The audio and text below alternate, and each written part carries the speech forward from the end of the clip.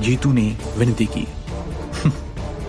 बहुत देर हो चुकी है, शिवम ने शांत स्वर में कहा।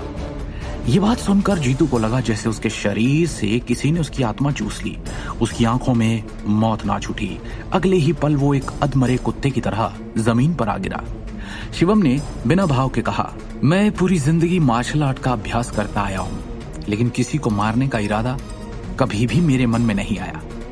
लेकिन बात अगर मेरे अपनों पे आ जाए तो। आंखों के आगे मौत नाचती देख जीतू बिल्कुल शांत हो गया। पूरे कमरे में सन्नाटा छा गया। शिवम ने मुड़कर जगन पर एक नजर डाली और उसकी आंखें पड़ने के बाद ही जगन समझ गया कि उसे क्या करना है। उसने सर हिलाया और आगे बढ़कर जीतू को पकड़ लिया। जीतू का शरीर गूंधे हुए आटे सा नरम पड़ गया था। जीतू, मास्टर शिवम ने आपको एक मौका दिया था खुद को बचाने का, लेकिन आपने न केवल उनकी दयालुता को ठुकरा दिया बल्कि उनका उपहास करने की भी हिम्मत की। इसी दौरान रैट डर के मारे कांपते हुए छोटे से कमरे से बाहर आया। आते ही सीधा वो शिवम के सामने गया और एक उत्कृष्ट क्रिस्टल बॉक्स प्रस्तुत किया। मास्टर शिवम, शायद यही वो चीज है जिसे आप ढूंढ रहे हैं। ये जिस हाल में आया था उसी हाल में है। हमने तो इसे छूने की हिम्मत भी नहीं की है, रैट ने डर से कांपते हुए कहा। यही वो आइटम था जिसे बनाने के लिए दृष्टि ने शिवम के साथ बहुत मेहनत की थी।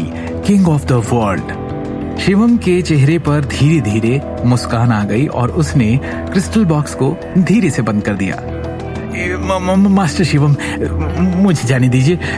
मैं तो बस जीतू दादा के आदेशों का पालन कर रहा था। मैं तो उनके आदमियों की फौज में से एक प्यादा हूँ। वो जो कहते हैं बस हम वो करते हैं।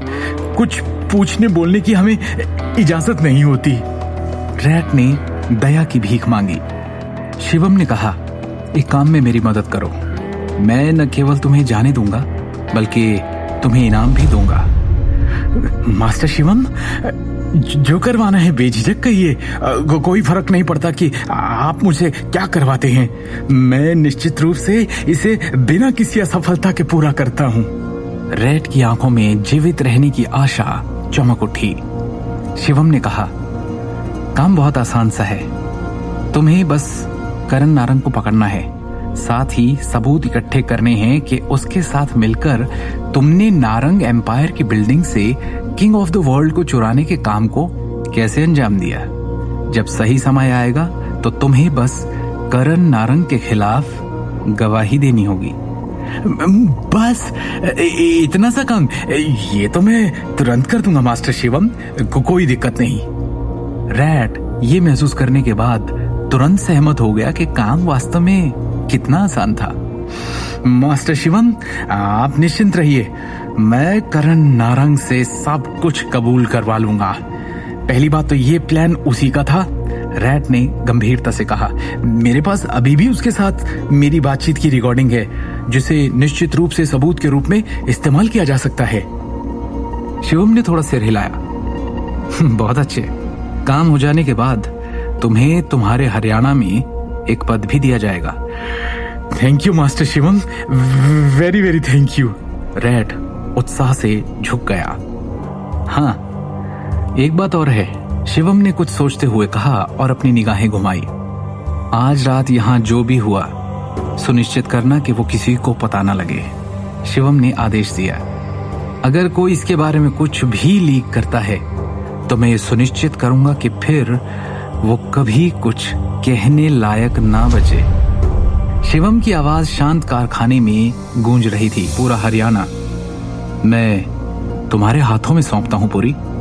मास्टर शिवम, आपका हुक्म सर आंखों पर, जगन ने अत्यंत सम्मान के साथ कहा। 3 दिनों के भीतर मैं हरियाणा में सब कुछ संभाल लूंगा और जीतू दादा की सभी ताकतों को अपने नियंत्रण में ले लूंगा। मैं सुनिश्चित करूंगा कि आपके लिए पूरे हरियाणा की अच्छी तरह सफाई हो जाए। अगले दिन सुबह सुबह शिवम और दृष्टि छतरपुर से सिटी सेंटर में रॉयल कमर्शियल स्काई स्क्रैपर की ओर रवाना हुए। रजत मलिक का पूरा ध्यान ड्राइविंग पर केंद्रित था। शिवम कार की पिछली सीट पर अपनी आंखें बंद करके आराम कर रहा था। दूसरी ओर दृष्टि आज के दिन को लेकर बेहद चिंतित दिख रही थी। शिवम, तुमने कल रात क्या किया? दृष्टि ने अचानक पूछा। शिवम ने धीरे से अपनी आंखें खोली और मुस्कुराते हुए कहा, इस सवाल का मैं ये मतलब समझूं कि तुम्हें मेरी फिक्र होने लगी है। दृष्टि ने झुंझलाकर शिवम को देख अपनी आंखें घुमाई। वो इस जन्म में नहीं होने वाला। मुझे फिक्र बस आज की एग्जीबिशन के लिए है। मेरा डिजाइन किया हुआ ज्वेलरी पीस तो चोरी हो गया। समझ नहीं आ रहा कि मेहमानों को इस स्थिति के बारे में कैसे समझाएंगे। दृष्टि ने और भी ज्यादा बेचैन होते हुए कहा, चिंता मत करो, मैंने कल रात ही मामला सुलझा लिया है। दृष्टि ने संदिग्ध नजरों से शिवम को देखा और पूछा, कैसे? नहीं, कैसे? मतलब किंग ऑफ द वर्ल्ड तुम्हें वापस मिल गया है? ये अनुमान तुम खुद क्यों नहीं लगाती? शिवम फिर मुस्कुराया। आगे की कहानी जानने के लिए देखिए अगला एपिसोड सिर्फ पॉकेट एफएम के YouTube चैनल पर, और शिवम द हिडन वॉरियर के सारे एपिसोड्स को सुनने के लिए डिस्क्रिप्शन में दी लिंक से डाउनलोड करें पॉकेट एफएम ऐप।